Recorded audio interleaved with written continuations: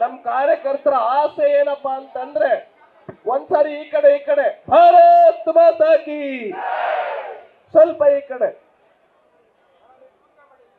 ನಮ್ಮ ಕಾರ್ಯಕರ್ತರ ಆಸೆ ಟಿವಿ ನೋಡ್ಬೇಕಾರೆ ಪತ್ರಿಕೆನಲ್ಲಿ ನಮ್ಮ ಕಾರ್ಯಕರ್ತರ ಆಸೆ ಏನಪ್ಪಾ ಅಂತ ಹೇಳಿದ್ರೆ ಭಾರತೀಯ ಜನತಾ ಪಾರ್ಟಿಯನ್ನ ವಿಪಕ್ಷದಲ್ಲಿ ಕೂತಿದ್ದಾರೆ, ಆದ್ರೆ ವಿಪಕ್ಷದಲ್ಲಿ ಬಹಳ ಚೆನ್ನಾಗಿ ನಾವು ಚರ್ಚೆ ಮಾಡಬೇಕು. ಈ ಸರ್ಕಾರ ಏನೇನು ಪಾಪ ಮಾಡ್ತಾ ಇದೆ ಅದನ್ನ ಪರಿಣಾಮಕಾರಿಯಾಗಿ ಜನರ ಹತ್ರ ತೆಗೆದುಕೊಂಡು ಹೋಗ್ಬೇಕು ಅನ್ನುವಂತ ಆಸೆ ನಮ್ಮ ಕಾರ್ಯಕರ್ತರದಿದೆ. ನೋಡಿ, ಇಲ್ಲಿರೋ ಕಾರ್ಯಕರ್ತರಿಗೆ ನಾವು ಯಾರು ಕೂಡ ಬಹಳ ಜನಕ್ಕೆ ಫೋನ್ ಮಾಡಿ ಕರೆದಿಲ್ಲ.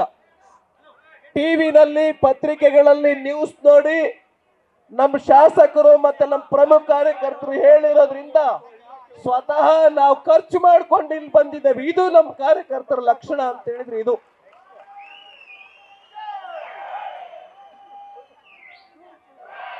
ಅದೇ ಕಾಂಗ್ರೆಸ್ ಕಾರ್ಯಕರ್ತರು ಹೆಂಗಿರ್ತಾರೆ ಅಂತ ಹೇಳಿದ್ರೆ ಗ್ಯಾರಂಟಿ ಹಣದಲ್ಲೂ ಕೂಡ ಅವ್ರಿಗೊಂದು ಸ್ವಲ್ಪ ಪಾಲು ಹೋಗ್ಬೇಕು, ಅವಾಗ ಮಾತ್ರ ಅವರು ಬರ್ತಾರೆ.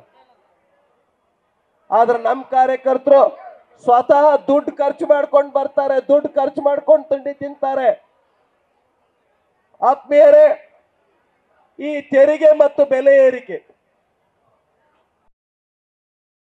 ಹೇಗಪ್ಪ ಇದೆ ಅಂತ ಹೇಳಿದ್ರೆ ಜನ ಅನಿವಾರ್ಯವಾಗಿ ಕೊಡಬೇಕು, ಬೇರೆ ದಾರಿನೇ ಇಲ್ಲ. ಆ ತರದ ವಸ್ತುಗಳ ಮೇಲೆ ಈ ಸರ್ಕಾರ ತೆರಿಗೆಯನ್ನ ಹಾಕ್ತಾ ಇದೆ. ಉದಾಹರಣೆಗೆ ಹೇಳ್ಬೇಕು ಅಂತ ಹೇಳಿದ್ರೆ ಡೀಸೆಲ್ ಮತ್ತು ಪೆಟ್ರೋಲ್, ಈ ಸರ್ಕಾರಕ್ಕೆ ಎಷ್ಟಪ್ಪ ಸೊಕ್ಕು, ಠೇಂಕಾರ, ಅಹಂಕಾರ ಅಂತಂದ್ರೆ ನಾವು ಹೋರಾಟಕ್ಕೆ ನಿನ್ನೆ ಬೆಳಗ್ಗೆ ಕುತ್ಕೊಳ್ತಾ ಇದ್ದೀವಿ. ಮೊನ್ನೆ ರಾತ್ರಿ ಈ ಸರ್ಕಾರ ₹2 ಶುಲ್ಕವನ್ನ ₹2 ಟ್ಯಾಕ್ಸ್ ಅನ್ನ ಹೆಚ್ಚು ಮಾಡಿದೆ. ಈ ಸರ್ಕಾರಕ್ಕೆ ಸೊಕ್ಕು ಅನ್ನಬೇಕೋ ಅಹಂಕಾರ ಅನ್ನಬೇಕು? ದುರಹಂಕಾರದ ಪರಮಾವಧಿಯಿಂದ ಈ ಸಿದ್ದರಾಮಯ್ಯ ಸರ್ಕಾರ ಅಧಿಕಾರದ ಅಮಲಿನ ಅಟ್ಟಹಾಸದಿಂದ ಮೆರಿತಾ ಇದೆ. ಹೆಂಗೆ ಮೆರಿತಾ ಇದೆ ಅಂತ ಹೇಳಿದ್ರೆ ಜನ ಬಹಳ ಟ್ಯಾಕ್ಸ್ ಹಾಕ್ಬೇಡಿ, ನಮಗೆ ಬಹಳ ಕಷ್ಟ ಆಗ್ತಾ ಇದೆ ಅಂತ ಕೇಳಿದ್ರೆ ಮತ್ತೆ ಟ್ಯಾಕ್ಸ್ ಹಾಕ್ತಾ ಇದೆ ಈ ಸರ್ಕಾರ. ನೀವು ಎಷ್ಟು ಟ್ಯಾಕ್ಸ್ ಹೆಚ್ಚಿಗೆ ಮಾಡಿದ್ದೀರಾ? ನಮ್ಮ ಬೊಮ್ಮಾಯಿ ಅವ್ರ ಸರ್ಕಾರದಲ್ಲಿ, ಯಡಿಯೂರಪ್ಪ ಸರ್ಕಾರದಲ್ಲಿ ವಸ್ತುಗಳ ಬೆಲೆ ಎಷ್ಟಿತ್ತು? ನೀವು ಬಂದ ಮೇಲೆ ವಸ್ತುಗಳ ಬೆಲೆ, ಪೆಟ್ರೋಲ್ ಬೆಲೆ, ಡೀಸೆಲ್ ಬೆಲೆ, ಹಾಲಿನ ಬೆಲೆ, ಮುದ್ರಾಂಕ ಶುಲ್ಕ, ಈ ತರ ಯಾವ್ಯಾವ ವಸ್ತುಗಳನ್ನು ಹೆಚ್ಚು ಮಾಡಿದ್ರೆ ಅದೆಷ್ಟಿದೆ ಜನರ ಹತ್ರ ತೆಗೆದುಕೊಂಡು ಹೋಗೋಣ. ಬನ್ನಿ, ಜನರ ಹತ್ರ ಅಭಿವೃದ್ಧಿಯ ಕಾರ್ಡನ್ನ ಕೊಡೋಣ. ಯಡಿಯೂರಪ್ಪ ಕಾಲದಲ್ಲಿ ಬಿಜೆಪಿ ಸರ್ಕಾರ ಸರ್ಕಾರ ಹೆಂಗಿದೆ ಅಂತ ಜನರ ಹತ್ರ ಬನ್ನಿ ಬಿಡುಗಡೆ ಮಾಡೋಣ. ಜನ ನಿಮಗೆ ಚೀಮಾರಿ ಆಗ್ತಾರೆ, ಹಂಗೆ ಬಿಡಲ್ಲ. ಜನ ನಿಮಗೆ ಚೀಮಾರಿ ಆಗ್ತಾರೆ. ಹೆಂಗೆ ಅನಿವಾರ್ಯವಾಗಿ ಜನ ಟ್ಯಾಕ್ಸ್ ಕೊಡ್ಲೇಬೇಕು ಅಂತ ಹೇಳಿದ್ರೆ, ಈಗ ಉದಾಹರಣೆ ನೀವು ಗಾಡಿ ನಡ್ಕೊಂಡು ಹೋಗಕ್ಕಾಗಲ್ಲ, ಹಾಗಾಗಿ ಗಾಡಿಗೆ ಡೀಸೆಲ್ ಹಾಕಿಸ್ಲೇಬೇಕು, ಪೆಟ್ರೋಲ್ ಹಾಕಿಸ್ಲೇಬೇಕು. ಇಲ್ಲಿರೋರು ಯಾರು ಕೂಡ ಒಂದ್ ಲೀಟರ್ ಹಾಕ್ಸಲ್ಲ, 2 ಲೀಟ್ರು, 3 ಲೀಟ್ರು, 4 ಲೀಟ್ರು, 5 ಲೀಟ್ರು. ಕಾರ್ನಲ್ಲಾದ್ರೆ 25 ಲೀಟ್ರು, 30 ಲೀಟ್ರು ಕಾರ್ಗಳಿಗೆ ಹಾಕಿಸ್ತೀವಿ. ಆದ್ರಿಂದ ಸಾವಿರಾರು ರೂಪಾಯಿ ಪ್ರತಿ ತಿಂಗಳು ನಮ್ಮ ಜೇಬಿಗೆ ಕಟ್ಟಾಗತ್ತೆ. ಆದ್ರಿಂದ ಬಂಧುಗಳೇ, ವಿಪರೀತ ಟ್ಯಾಕ್ಸ್ ನ ಬರೆ ನಮ್ಮ ಸರ್ಕಾರ, ಈ ಒಂದು ಸಿದ್ದರಾಮಯ್ಯ ಸರ್ಕಾರ ಜನಕ್ಕೆ ಕೊಡ್ತಾ ಇದೆ. ಭಾರತ್ ಮಾತಾ ಕಿ. ಇನ್ನು ನಮ್ಮ ಶಾಸಕರು 66 ಜನ, ನಮ್ಮ ಶಾಸಕರು ಮತ್ತೆ ನಮ್ಮ JDS ನ ಶಾಸಕರು 19 ಜನ ಈ ದುಶಾಸನ ಸರ್ಕಾರ ಏನಿದೆ ಇದನ್ನ ವಿರೋಧ ಮಾಡಲಿಕ್ಕೆ ಹೋದಂತ ಸಂದರ್ಭದಲ್ಲಿ 4% ಮುಸ್ಲಿಮರಿಗೆ ರಿಸರ್ವೇಶನ್ ಅನ್ನ ವಿರೋಧ ಮಾಡಿ ಸದನಕ್ಕೆ ಇಳಿದಂತ ಸಂದರ್ಭದಲ್ಲಿ ಮತ್ತು ಹನಿ ಟ್ರ್ಯಾಪ್ ಸರ್ಕಾರ, ಸ್ವತಃ ರಾಜಣ್ಣ ಅವರು ಸಚಿವರಾಗಿರ್ತಕ್ಕಂಥ ರಾಜಣ್ಣ ಅವರು ಸರ್ಕಾರದಲ್ಲಿ ಮಂತ್ರಿಗಳನ್ನ ಹನಿ ಟ್ರ್ಯಾಪ್ ನಲ್ಲಿ ಸಿಕ್ಕಾಕಿಸ್ತಾ ಇದ್ದಾರೆ ಅಂತ ಹೇಳಿ ಹನಿ ಟ್ರ್ಯಾಪ್ ನಲ್ಲಿ ಸಿಕ್ಕಾಕೊಂಡಿರ್ತಕ್ಕಂಥ ಸರ್ಕಾರ ಇದು. ಆದ್ರಿಂದ ಈ ಸರ್ಕಾರವನ್ನ ಖಂಡಿಸ್ಲಿಕ್ಕೆ ಹೋದಾಗ 18 ಜನ ಶಾಸಕರನ್ನ ಸಸ್ಪೆಂಡ್ ಮಾಡಿದ್ದಾರೆ. ಎಷ್ಟು ಜನಕ್ಕೆ ಸಸ್ಪೆಂಡ್ ಮಾಡಿದ್ದಾರೆ? 18 ಜನಕ್ಕೆ ಸಸ್ಪೆಂಡ್ ಮಾಡಿದ್ದಾರೆ. ನಾನು ಕೇಳ್ತೇನೆ, ಇನ್ನೊಂದು ಕೆಲವೇ ದಿನದಲ್ಲಿ ಶಾಸಕ ಸ್ಪೀಕರ್ ಆಗಿರ್ತಕ್ಕಂಥ UT ಖಾದರ್ ಅವರು ಏನಾರು 18 ಜನ ಶಾಸಕರನ್ನ ವಾಪಸ್ ತೆಗೆದುಕೊಳ್ಳದೆ ಹೋದ್ರೆ, ಮರ್ಯಾದೆಯಿಂದ ಗೌರವದಿಂದ 18 ಜನ ಶಾಸಕರನ್ನ ವಾಪಸ್ ಪಡೆದೆ ಹೋದ್ರೆ, 18 ಜನ ನೀವು ಶಾಸಕರನ್ನ ಏನ್ ಸಸ್ಪೆಂಡ್ ಮಾಡಿದ್ರ, ಮುಂದಿನ ದಿನಗಳಲ್ಲಿ ನಿಮ್ಮ ಸರ್ಕಾರವನ್ನ ಜನ ಸಸ್ಪೆಂಡ್ ಮಾಡ್ತಾರೆ ಅಂತೇಳಿ ಹೇಳೋದಕ್ಕೆ ಬಯಸ್ತೇನೆ. ಜನ ನಿಮ್ಮನ್ನು ಸಸ್ಪೆಂಡ್ ಮಾಡ್ತಾರೆ.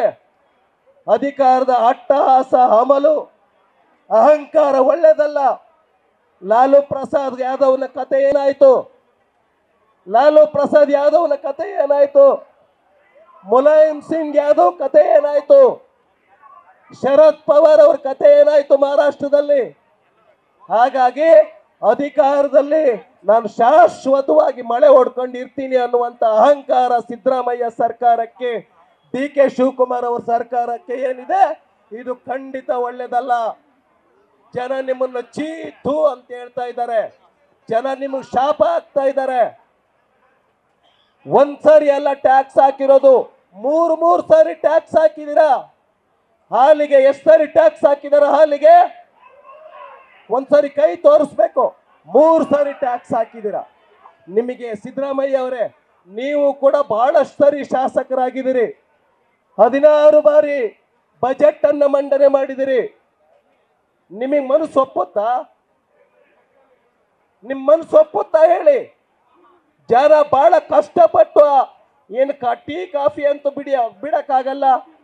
ಆ ಹಿನ್ನೆಲೆಯಲ್ಲಿ ಟ್ಯಾಕ್ಸ್ ಅನ್ನು ಅನಿವಾರ್ಯವಾಗಿ ಕೊಡ್ತಾ ಇದ್ದಾರೆ. ಸಾಯಿಲಪ್ಪ ಈ ಸರ್ಕಾರ ಅಂತ ಹಾಲು ತೆಗೆದುಕೊಂಡು ಬರ್ತಾರೆ. ಹೆಣ್ಮಕ್ಳಂತೂ ಕೂಡ ಈ ಸರ್ಕಾರ ಆದಷ್ಟು ಬೇಗ ತೊಲಗಬೇಕು ಅಂತೇಳಿ ಲಟ್ಗೆ ತೆಗಿತಾ ಇದ್ದಾರೆ. ಆದ್ರಿಂದ ನಾನು ಹೆಚ್ಚು ಸಮಯ ತೆಗೆದುಕೊಳ್ಳಕ್ ಹೋಗೋದಿಲ್ಲ. ನಮ್ಮ ಶಾಸಕರು ಏನು 18 ಜನ ಸಸ್ಪೆಂಡ್ ಆಗಿದ್ದಾರೆ, ಬೇರೆ ಬೇರೆ ಸಮುದಾಯದವರು ಇದ್ದಾರೆ. ಆ ಸಮುದಾಯಕ್ಕೆ ಹೋಗ್ಬೇಕು. ಬೋವಿ ಸಮಾಜದವರಿದ್ದಾರೆ, ಬಂಜಾರ ಸಮಾಜದವರಿದ್ದಾರೆ, ಲಿಂಗಾಯತ್ ಸಮಾಜದವರಿದ್ದಾರೆ, ಒಕ್ಕಲಿಗ ಸಮಾಜದವರಿದ್ದಾರೆ, ನಮ್ಮ ಬಂಟ್ಸ್ ಸಮಾಜದವರಿದ್ದಾರೆ. ಆ ಸಮಾಜದ ಜನ 18 ಜನ ಶಾಸಕರನ್ನ ಪ್ರಜಾಪ್ರಭುತ್ವಕ್ಕೆ ಹೋರಾಟ ಮಾಡಿದ್ದಕ್ಕೆ, ಬೆಲೆ ಏರಿಕೆಗೆ ಹೋರಾಟ ಮಾಡಿದ್ದಕ್ಕೆ, 4% ರಿಸರ್ವೇಶನ್ ಹೋರಾಟ ಮಾಡಿದ್ದಕ್ಕೆ ನಮ್ಮ ಶಾಸಕರಿಗೆ 6 ತಿಂಗಳ ಕಾಲ ಆಲ್ಮೋಸ್ಟ್ ಶಾಸಕರೇ ಇಲ್ಲ. ಅವರು ಅನುದಾನ ಕೇಳಂಗಿಲ್ಲ, ಕಮಿಟಿ ಮೀಟಿಂಗ್ ಅಟೆಂಡ್ ಆಗಂಗಿಲ್ಲ. ನಿಮ್ಮ ಮನೆಗೆ ಬಂದಿದ್ರ? ಅವರು ನಿಮ್ಮ ಮನೆಗೆ ಏನಾದ್ರು ಊಟ ಬೇಕು ಅಂತ ಕೇಳಕ್ ಬಂದಿದ್ರ? ಆದ್ರಿಂದ 18 ಜನ ಶಾಸಕರನ್ನ ಏನ್ ಸಸ್ಪೆಂಡ್ ಮಾಡಿದಿರಿ ಹೇಳಿ. ಇಲ್ಲಿ ಬಂದಿರ್ತಕ್ಕಂಥ ಕಾರ್ಯಕರ್ತರು ರಾಜ್ಯಾದ್ಯಂತ 18 ಜನ ನಮ್ಮ ಶಾಸಕರಿಗೆ ಏನ್ ಶಿಕ್ಷೆ ಕೊಟ್ಟಿದ್ದೀರಾ? ನಿಮ್ಮ ಸರ್ಕಾರವನ್ನ ಕಿತ್ತೆಸೆದು ಮಾತಾಡ್ತೇವೆ. ನೀವು ಹೇಳ್ಬಹುದು ಬೆಂಕಿ ಹಚ್ಚಬಹುದು ನೀವು, ಆದ್ರೆ ನೀವು ಬೆಂಕಿ ಹಚ್ಚಿರೋದು ಎಲ್ಲಿ, ಟ್ಯಾಕ್ಸ್ ಹಾಕಿರೋದು ಎಲ್ಲಿ ಅಂತ ಹೇಳಿದ್ರೆ ನಮ್ಮ ಜನರ ಎದೆ ಮೇಲೆ ಟ್ಯಾಕ್ಸ್ ಹಾಕಿದಿರಾ. ನಮ್ಮ ಕಾರ್ಯಕರ್ತರ ಎದೆ ಮೇಲೆ ಟ್ಯಾಕ್ಸ್ ಹಾಕಿದಿರಾ. ಈ ಟ್ಯಾಕ್ಸು, ಈ ಕಿಚ್ಚು, ಈ ಬೆಂಕಿ ಏನಿದೆ, ನಮ್ಮ ಎದೆಯ ಬೆಂಕಿ ಯಾವತ್ತೂ ಹಾರಕ್ ಸಾಧ್ಯ ಇಲ್ಲ. ಎದೆಯ ಬೆಂಕಿ ಯಾವತ್ತೂ ಹಾರಕ್ ಸಾಧ್ಯ ಇಲ್ಲ ಬಂಧುಗಳೇ. ಆದ್ರಿಂದ ಈ ಸರ್ಕಾರ ಆದಷ್ಟು ಬೇಗ ತೊಲಗಬೇಕು ಅನ್ನುವಂತ ಹಿನ್ನೆಲೆಯಲ್ಲಿ ಇನ್ನು SC/ST ಸ್ವಲ್ಪ ಇಲ್ಲಿರೋಂಥವ್ರು SC/ST ಸಮುದಾಯದವ್ರು ಗಮನಿಸಬೇಕು. ಬಿಜೆಪಿ ಅವರು SC/ST ವಿರೋಧಿಗಳು, ಕಾಂಗ್ರೆಸ್ನವರು SC/STಗಳನ್ನ ಪೂಜೆ ಮಾಡ್ತಾರೆ ಅನ್ನುವಂಥದ್ದು ಏನ್ ಬಿಂಬಿಸ್ತಾ ಇದ್ದೀರಲ್ಲ, ಎಷ್ಟು ಕೋಟಿ ತೆಗೆದುಕೊಂಡಿರೋದು SC/STಗಳ ಹಣ? ಒಂದ್ ಸ್ವಲ್ಪ ಈ ಕಡೆ ಕೇಳ್ಬೇಕು. ಭಾರತ್ ಮಾತಾ ಕಿ. ಎಷ್ಟು ಕೋಟಿ? ಒಂಚೂರು ಸೈಲೆಂಟ್ ಆಗಿ ಕೇಳಿ. 1 ಕೋಟಿ ಅಲ್ಲ, 2 ಕೋಟಿ ಅಲ್ಲ, 39,000 ಕೋಟಿ. ಎಷ್ಟು ಕೋಟಿ? 39,000 ಕೋಟಿ. ಅಷ್ಟು ಹಣವನ್ನ ನಮ್ಮ ಬಡ SC ST ಬಂಧುಗಳಿಗೆ ಖರ್ಚು ಮಾಡಿದ್ದೇ ಆಗಿದ್ರೆ ಅವ್ರ ಮನೆಗೆ ಶಿಕ್ಷಣ ಸಿಗ್ತಾ ಇತ್ತು, ಅವ್ರ ಮನೆಗೆ 2 ಎಕರೆ ಹೊಲ ಸಿಗ್ತಾ ಇತ್ತು, ಅವ್ರಿಗೆ ಮನೆಗೆ ಇರಕ್ಕೊಂದು ಸ್ವಂತ ಮನೆ ಸಿಗ್ತಾ ಇತ್ತು. ಹಾಗಾಗಿ SC ST ಗಳಿಗೆ ಅನ್ಯಾಯ ಮಾಡಿರ್ತಕ್ಕಂಥ ಯಾವ ಸರ್ಕಾರ? SC ST ಗಳಿಗೆ ಅನ್ಯಾಯ ಮಾಡಿರ್ತಕ್ಕಂಥ ಕಾಂಗ್ರೆಸ್ ಸರ್ಕಾರಕ್ಕೆ, SC ST ಗಳ ಹಣವನ್ನ ದರೋಡೆ ಮಾಡಿರ್ತಕ್ಕಂಥ ಸಿದ್ದರಾಮಯ್ಯ ಸರ್ಕಾರಕ್ಕೆ, 39,000 ಕೋಟಿ ಹಣವನ್ನ ಲೂಟಿ ಮಾಡಿರ್ತಕ್ಕಂಥ ಸಿದ್ದರಾಮಯ್ಯ ಸರ್ಕಾರಕ್ಕೆ ಧಿಕ್ಕಾರ. ಆದ್ರಿಂದ ಈ ಸರ್ಕಾರ ಏನಿದೆ ಆದಷ್ಟು ಬೇಗ ತೊಲಗಬೇಕು. ಎಷ್ಟು ಬೇಗ ತೊಲಗುತ್ತೋ ಅಷ್ಟು ಈ ರಾಜ್ಯಕ್ಕೆ ಒಳ್ಳೆಯದು ಅಂತ ಹೇಳ್ತಾ ನನ್ನ 4 ಮಾತನ್ನ ಮುಗಿಸ್ತೀನಿ. ಧನ್ಯವಾದಗಳು. ನ್ಯೂಸ್ ಫಸ್ಟ್ ನಿರ್ಭೀತಿಯಿಂದ ನಿಮ್ಮ ಪರವಾಗಿ.